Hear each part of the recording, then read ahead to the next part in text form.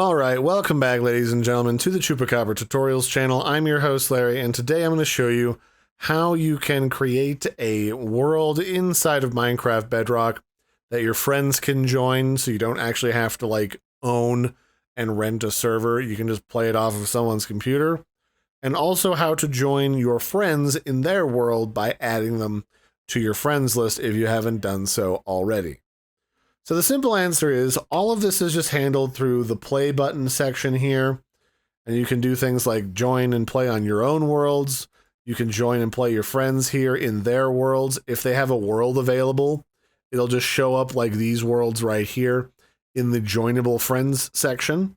If you're a part of a Realms server, it'll show up here above that if you're any Realm servers your friends have got that you can join.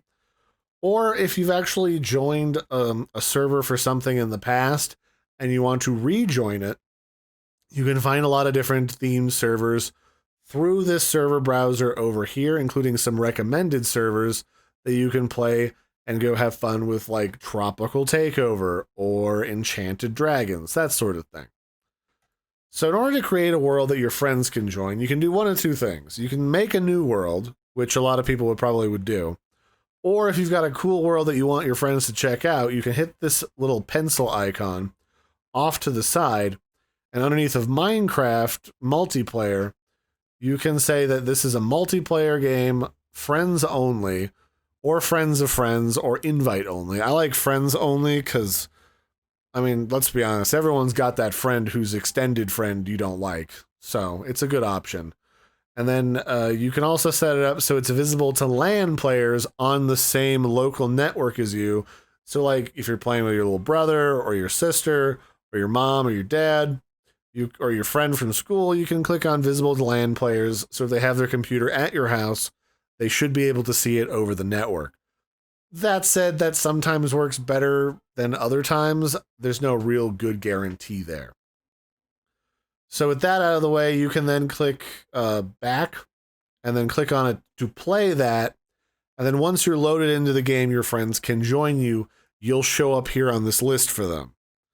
Now, if your friend is in here, you can click on theirs, like I was saying before, to join them. But if you don't see them because you don't know if you added them yet, you can click on Add Friend.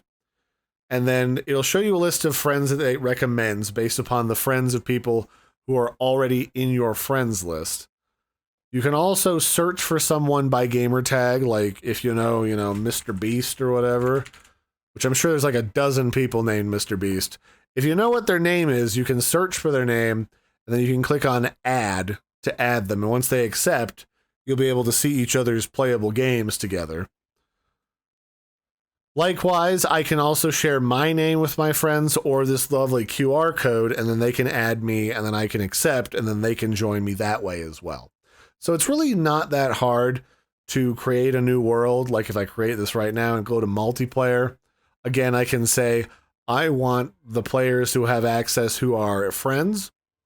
And then people who join will just be a regular member. They're not like a fancy operator or anything. They can come, they can interact with the world, and then they can leave. If you wanted to as well, you could also make it so you have like a public world where you can have visitors. They can look, but they can't break or touch anything. That's also a fun option. And these are a little bit different when you create a fresh world, just because the UI is a bit different than when you edit one that's already been created and already been played inside of. You can also enable or disable friendly fire right here, which is also another really handy tool, so that your friends can go gung-ho and not have to worry about stabbing each other. So that's how you can create a world that your friends can join inside of Minecraft Bedrock, how to add friends, and how to look at other servers. So I've been your host, Larry. Don't forget to like and subscribe, and I will catch you next time. Bye, everybody, and have a good one.